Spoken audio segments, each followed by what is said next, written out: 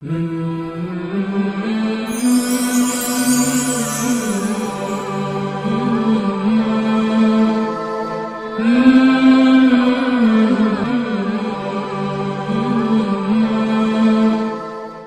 باللہ من الشیطان الرجیم، بسم اللہ الرحمن الرحیم۔ ناظرین کرام السلام علیکم، میں ہوں آپ کا میزبان ساجد رضوی، آپ تمام کا استقبال کرتا ہوں پروگرام اے ایمان والوں میں۔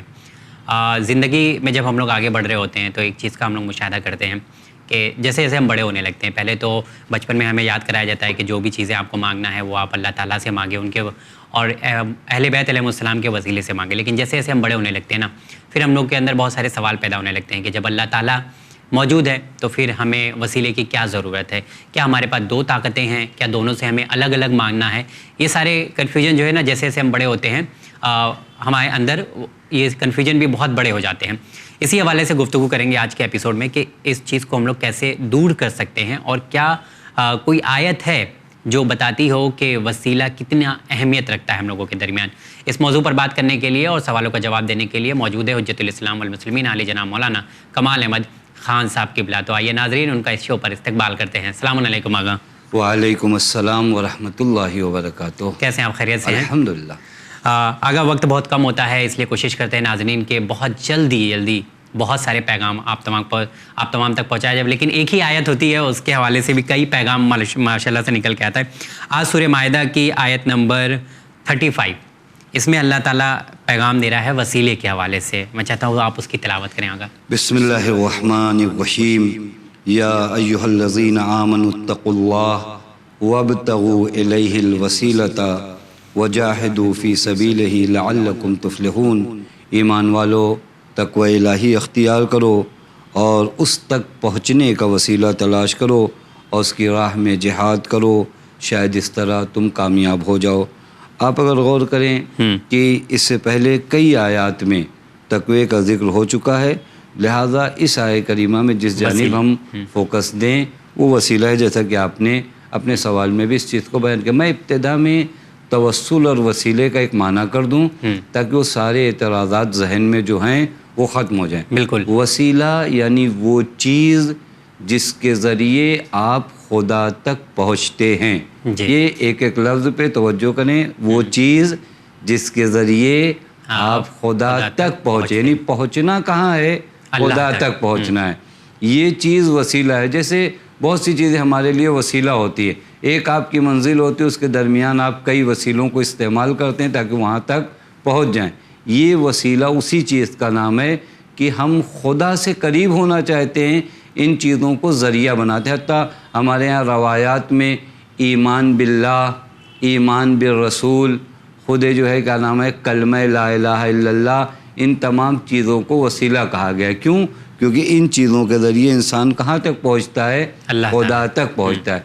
اولیاء خدا، معصومین علیہم الصلاۃ والسلام، انبیاء علیہم الصلاۃ والسلام، یہ حضرات بھی وہی شخصیات ہیں جن کے ذریعے ہم خدا کے قریب ہوتے ہیں، یعنی یہ افراد ہمیں متوجہ کرتے ہیں، ہمارا دھیان خدا تک لے جاتے ہیں۔ بالکل۔ بس وسیلہ اس چیز کا نام نہیں ہے جو آپ کا دھیان خدا سے بھٹکا دے، وہ انحراف ہے۔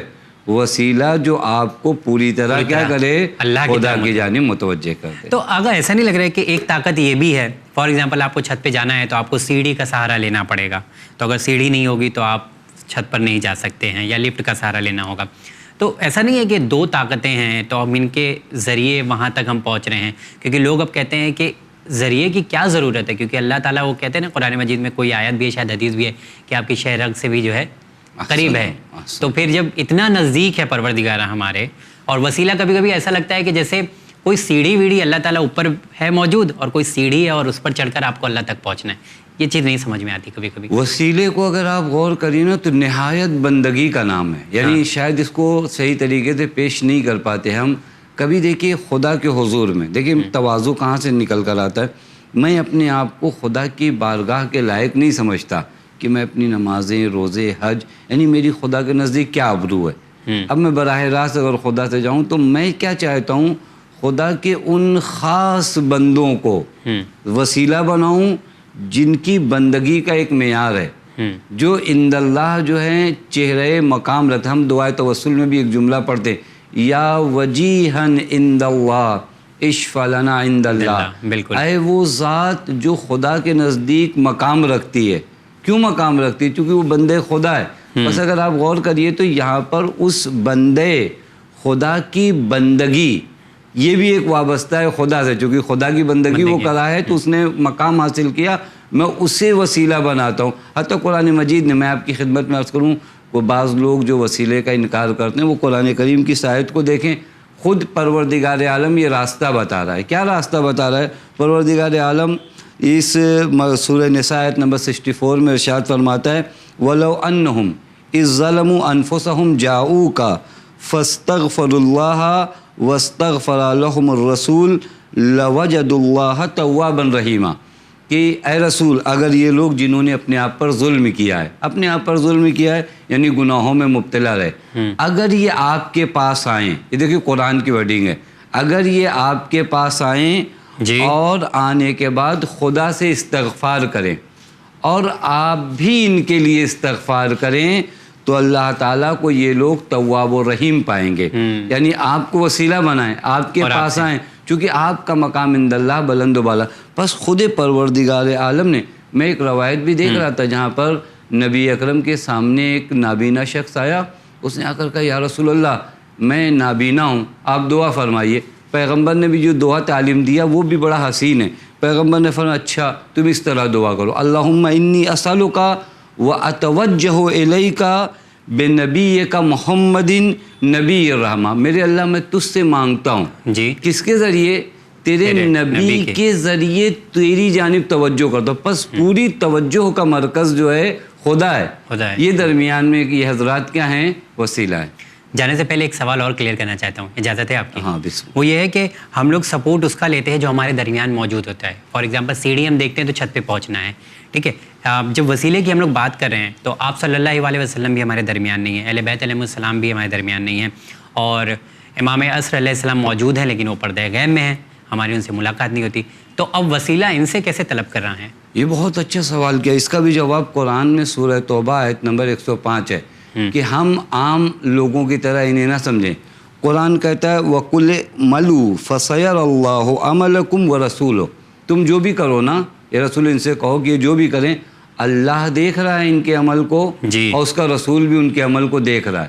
یعنی خدا و رسول تمہارے عمل کو دیکھ رہے ہیں. والمؤمنون, مومنون سے مراد وہی ائمہ حضرات ہیں, وہ بھی تمہارے عمل کو دیکھ رہے ہیں. یعنی تم یہ مت سمجھنا کہ رسول اگر ظاہری طور پہ اس دنیا سے الوداع کر گئے ہیں تو اب رسول اس دنیا میں دیکھ نہیں رہے. قرآن صاف لفظوں میں کہہ رہا ہے کہ رسول دیکھ رہا ہے تمہارے عمل کو, ائمہ دیکھ رہے ہیں, بس ان کی حیات اور ان کا اس دنیا سے چلا جانا ذرہ برابر فرق نہیں رکھتا.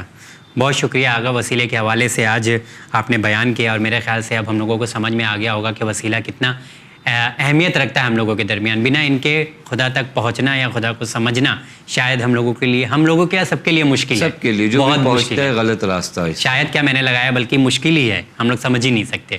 بہت شکریہ, انشاءاللہ اگلے ایپیسوڈ میں پھر ملاقات کریں گے, اور امید کرتا ہوں کہ انشاءاللہ اگلے ایپیسوڈ میں ایک بار پھر سے آپ تمام سے ملاقات کریں گے. دیجیے اجازت, دیکھتے رہیے چینل میں.